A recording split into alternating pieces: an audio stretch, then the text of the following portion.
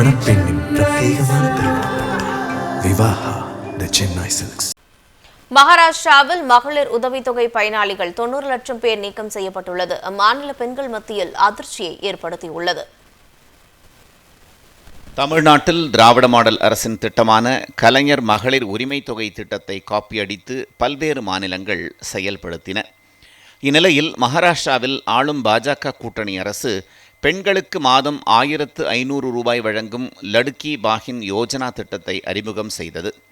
நவம்பரில் நடந்த தேர்தலில் பாஜக கூட்டணி மீண்டும் வெற்றி பெற்று ஆட்சி அமைத்த பின் இந்த திட்டத்தை தொடர்ந்தது. ஆனால் இந்த திட்டத்தின் கீழ் 2024 சட்டமன்ற தேர்தலுக்கு முன்பு 2.4 கோடியாக இருந்த பெண் பயனாளிகளின் எண்ணிக்கை 2025 டிசம்பரில் 1.57 கோடியாக குறைக்கப்பட்டுள்ளது தெரிய வந்துள்ளது. இதன் மூலம் 90 லட்சம் பெண்கள் இந்த திட்டத்திலிருந்து நீக்கப்பட்டுள்ளனர். மகாராஷ்டிராவில் மகளிர் உதவித்தொகை பயனாளிகள் 90 லட்சம் பேர் நீக்கம் செய்யப்பட்டுள்ளது அம்மாநில பெண்கள் மத்தியில் அதிர்ச்சியை ஏற்படுத்தியுள்ளது.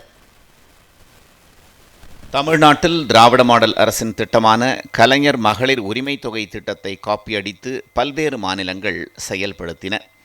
இந்நிலையில் மகாராஷ்டிராவில் ஆளும் பாஜக கூட்டணி அரசு பெண்களுக்கு மாதம் 1500 ரூபாய் வழங்கும் லடுக்கி பாகின் யோஜனா திட்டத்தை அறிமுகம் செய்தது. நவம்பரில் நடந்த தேர்தலில் பாஜக கூட்டணி மீண்டும் வெற்றி பெற்று ஆட்சி அமைத்த பின் இந்த திட்டத்தை தொடர்ந்தது.